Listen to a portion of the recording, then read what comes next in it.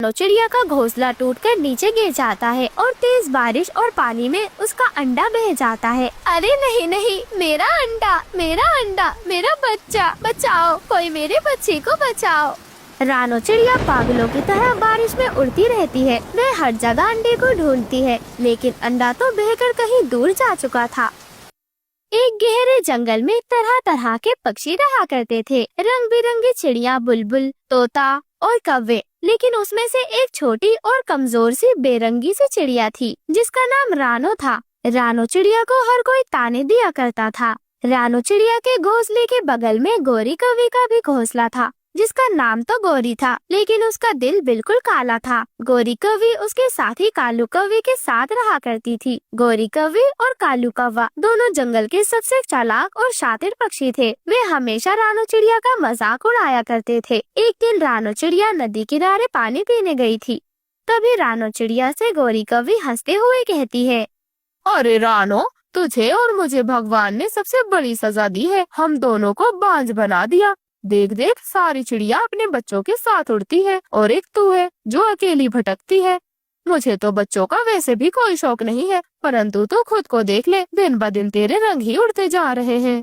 अरे गोरी, हम जल्दी से माँ बाप बन जाएंगे, तुम चिंता ना करो। लेकिन ये छोटी चिड़िया, ये कैसे माँ बनेगी? अरे इस जंगल में माँ बनने का हक सिर्फ उन्हीं का है जो मजबूत है और खूबसूरत भी है। तेरे जैसी कमजोर और बदसूरत चिड़िया के लिए ये मुमकिन नहीं है।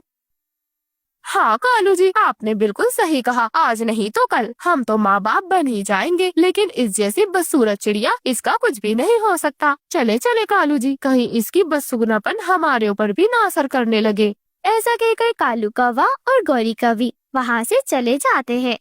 रानो चिड़िया बहुत ज्यादा दुखी होती है, लेकिन उसने उम्मीद नहीं छोड़ी। वो हर रोज सुबह सुबह उठकर भगवान से प्रार्थना किया करती। रानो चिड़िया आंखें बंद करती है और आसमान में भगवान की ओर देखती है। हे भगवान, आप मुझ पर अपनी कृपा करो, मुझे भी माँ बनने का सुख दे दो। मैं अपने बच्चों को अपनी जान से ज्यादा प्यार दूंगी भगवान जी। ऐसे ही धीरे धीरे कुछ समय बीत जाता है और एक दिन वो आता है जैसे रानो चिड़िया को लगता है कि भगवान ने उसकी सुन ली। रानो चिड़िया को महसूस होता है कि वह माँ बनने वाली है। कुछ ही हफ्तों बाद रानो चिड़िया एक सुंदर सा अंडा दे देती है। रानो चिड़िया की खुशी का तो कोई ठिकाना ही नहीं था। रानो चिड़िया दिन रात बस अपने अंडे को ही निहारती रहती। खुशी से रानो चिड़िया अपने अंडे से बातें किया करती। ओ मेरे प्यारे अंडे, तू तो मेरी दुनिया है, मेरा सपना है, मेरा सब कुछ है। मैं तुझे दुनिया की हर मुसीबत से बचाऊंगी। मैं हमेशा तुम्हारे साथ रहूंगी। भगवान जी, आपका बहुत बहुत शुक्रिया। आज मुझे दुनिया की सारी खुशियाँ मिल गई है। मेरा प्यारा सा अंडा, मैं तुम्हें कभी कुछ नहीं होने दूंगी। आपकी मम्मा हमेशा आपके साथ रहेंगी। इस जंगल के बुरे पक्षियों से मैं तुम्हारी रक्षा करूंगी। तुम्हें दाना लाना सिखाऊंगी, तुम्हें उड़ना सिखाऊंगी, तुम्हें जंगल के सारे कायदे कानून सिखाऊंगी। मैं अपने बच्चे को सबसे अच्छा बनाऊंगी।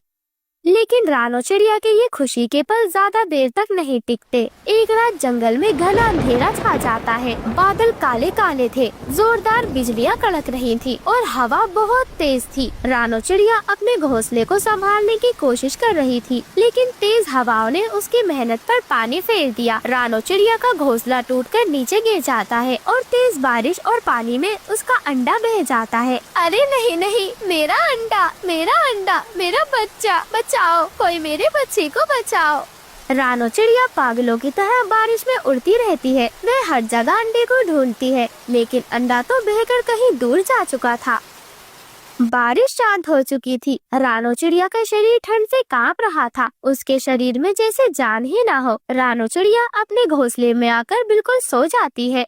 उसके शरीर में जान ही नहीं थी। उसकी आंखें भारी और वह पूरी थकी हुई थी। रानो चिड़िया की आंखों से लगातार आंसू बह रहे थे। ऐसे ही सुबह हो जाती है। सुबह सुबह बारिश बिल्कुल खत्म हो चुकी थी। तेज धूप निकल रही थी। जंगल में हल्की हल्की हवा चल रही थी। पेड़ लहरा रहे थे। गोरी कौवी और कालू कौवा एक पत्थर पे बैठे हुए थे। तभी गोरी कौवी की नजर एक चमकते हुए अंडे पर जाती है। अरे अरे कालू जी, ये तो एक अंडा लगता है। बारिश में बहकर आया होगा। चले चले कालू जी, अंडे को उठा लेते हैं।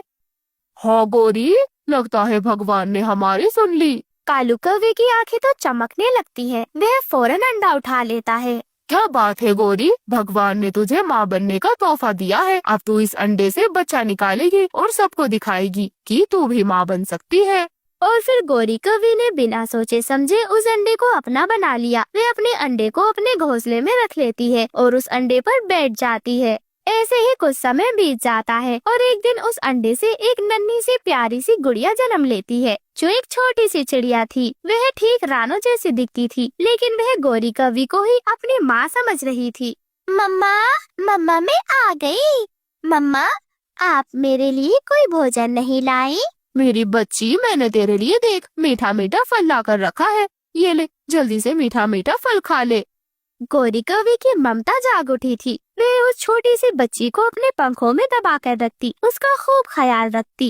वहीं दूसरी तरफ रानो चिड़िया पागलों की तरह जंगल में अपने अंडे की तलाश कर रही थी। जब उसे पता चला कि गौरी कवि के पास एक अंडा है, तो वह सीधे उसके घोंसले में पहुंच गई। मिट्ठू भैया, सब कुछ बर्बाद हो गया। इतनी मुश्किल से मैंने एक अंडा दिया था। भगवान ने मेरी सुन ली थी, लेकिन बारिश ने सब कुछ बर्बाद कर दिया। मेरा अंडा बारिश के पानी में बह गया मिट्ठू भैया। अरे रानो, गौरी और कालू को कुछ दिन पहले अंडा मिला है। लगता है वो तुम्हारा है। तुम उनसे मेरा नाम न लेना। जाओ जाओ, जाकर उनसे अपना अंडा ले आओ। और फिर रानो चिड़िया सीधे कालू और गौरी के घोंसले में पहुंच जाती है। रानो चिड़िया देखकर हक्का बक्का रह जाती है। उसके अंडे में से तो हूबहू उसी की तरह एक छोटी सी चिड़िया ने जन्म लिया था। रानो चिड़िया उसके आगे गिड़गिड़ाने लगती है। गौरी बहन, ये मेरा बच्चा है। कृपया मेरा बच्चा मुझे वापस दे दो। गौरी बहन, प्लीज मेरा बच्चा मुझे लौटा दो। गौरी कवि को बहुत ज्यादा गुस्सा आ जाता है। रानो, तू क्या पागल हो गई है? ये क्या बोले जा रही है? ये मेरा बच्चा है। मैंने इसे अपने पंखों से सहला कर पाला है। अब ये मेरा है। मैं तुझे नहीं देने वाली इसे।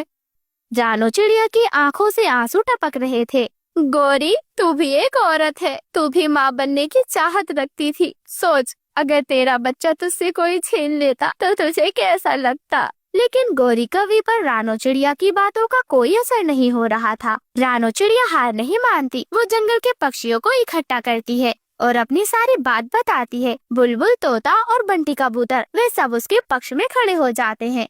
अरे गौरी, तेरा नाम भले ही गौरी है, लेकिन दिल तो तेरा काला है, काला। चोर भी है तू।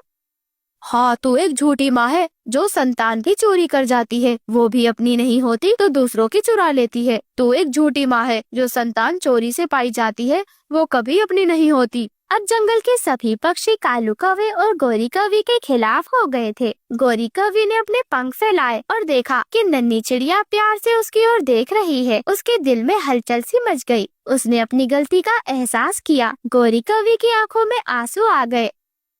मैं जानती हूँ मैं गलत थी।